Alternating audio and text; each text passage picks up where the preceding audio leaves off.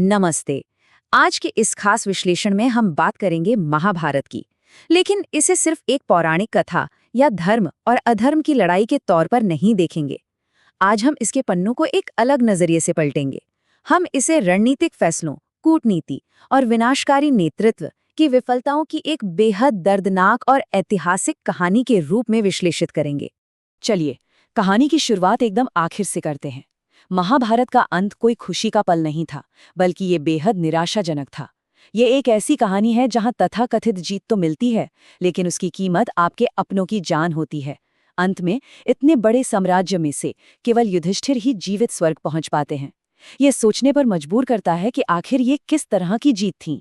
ये समझने के लिए कि कैसे एक पूरे के पूरे राजवंश ने खुद को पूरी तरह से नष्ट कर लिया, हम इस पूरी तबाही को इन 5 चरणों में समझेंगे। राजवंश की दुश्मनी की जड़ें, चौसर का वो घातक खेल, शांति की कोशिशों का टूटना, कुरुक्षेत्र की रणनीतियां और धोखे, और अंत में जीत की असली कीमत। तो आइए सबसे पहले बात करते हैं इस राजवंश की प्रतिद्वंद्विता की जड़ों के बारे में।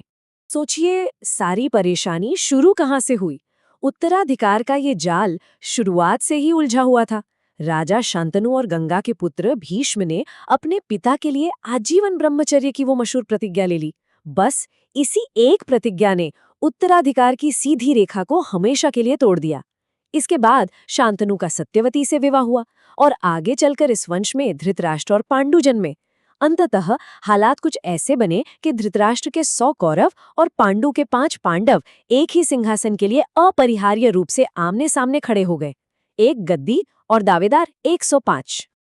अब अगर हम दोनों गुटों की शुरुआती रणनीतियों को देखें तो उनके काम करने के तरीके में जमीन आसमान का फर्क था। बचपन की ईर्ष्या के चलते दुर्योधन ने लक्षाग्रह जैसी खौफनाक और धोखे से भरी साजिश रची, जहां उसने पांडवों को जिंदा जलाने की योजना बनाई। दूसरी तरफ पांडव वहां से बच निकलते हैं और खुद को मजबूत करने पर ध्यान देते हैं, जैसे अर्जुन का द्रौपदी के स्वयंवर में जीतना और फिर इंद्रप्रस्थ जैसा विशाल राज्य बसाना। खैर, इस प्रतिद्वंदिता में गुरु द्रोणाचार्य का अर्जुन के प्रति पक्षपात भी किसी से छिपा नहीं है, जिसकी कीमत एकलव्य को अपना अंगूठा देकर चुकानी पड़ी थी। और फिर आता है वो मोड़ जिसने सब कुछ बदल के रख दिया, चौसर का वो जानलेवा खेल। कूटनीति के लिहाज से ये एक मास्टर क्लास था। दुर्योधन और शकुनी ने युधिष्ठिर को हराने के लिए सेनाओं का इस्तेमाल बिल्कुल नहीं किया। उन्होंने सीधे युधिष्ठिर की जुए की कमजोरी पर वार किया। कानूनी तौर पर बिना एक भी हथियार उठाए उन्होंने युधिष्ठिर का सब कुछ छीन लिया। उनका राज्य, इंद्रप्रस्थ, भाइयों की आजादी, और हद तो तब हो गई जब द्रौपदी को भी दांव पर लगाकर हार दिया गया। भरी सभा में द्रौपदी का जो भयावह सार्वजनिक अपमान हुआ, उसे केवल कृष्ण के हस्तक्षेप ने ही रोका। यहाँ एक बहुत ही गहरा सवाल उठता है। इतने बड़े बड़े ज्ञानी, गुरु और बुजुर्ग दरबार में मौजूद थे, फिर भी एक शाही दरबार में मर्यादा का ऐसा पतन कैसे हो गया? द्रौपदी के चीरहरण के दौरान बैठे हुए उन दिग्गजों की चुप्पी केवल एक नैतिक विफलता नहीं थी।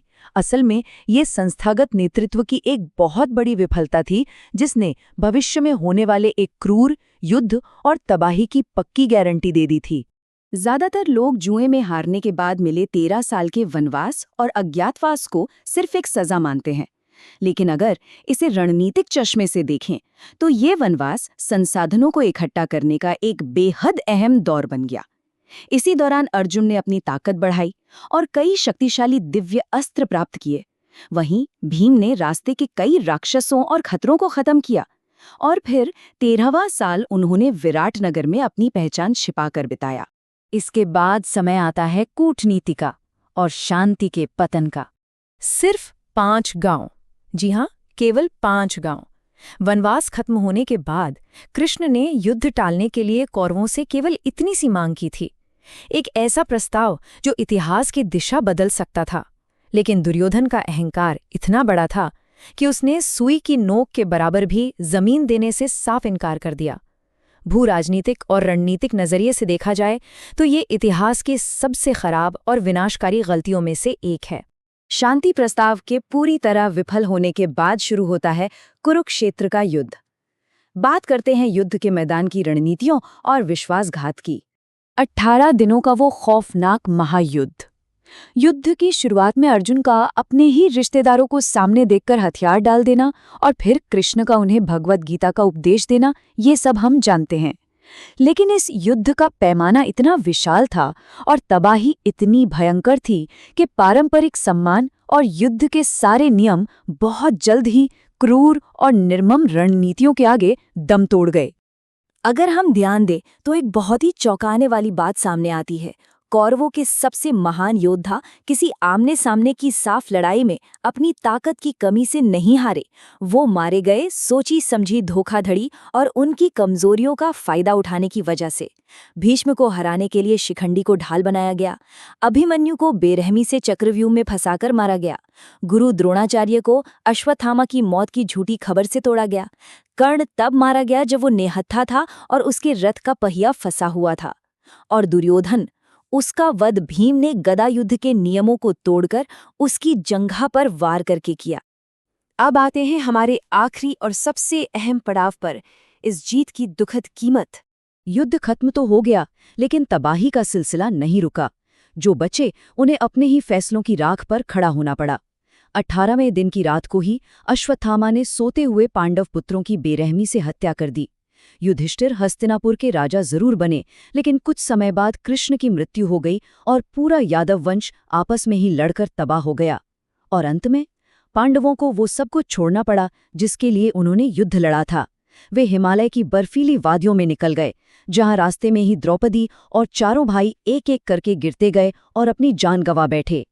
मूल ग्रंथ अंत में ये तो कहता है कि सत्य, धर्म और कर्म की जीत हुई। लेकिन इस पूरी रणनीतिक यात्रा को देखने के बाद एक बहुत बड़ा सवाल खड़ा होता है जिसे सोचने की जरूरत है।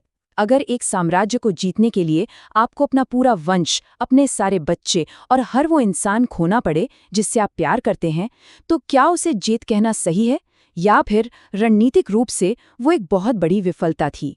इस सवाल के साथ हम आज का ये विश्लेषण यहीं समाप्त करते हैं। हमारे साथ जुड़ने के लिए बहुत बहुत शुक्रिया।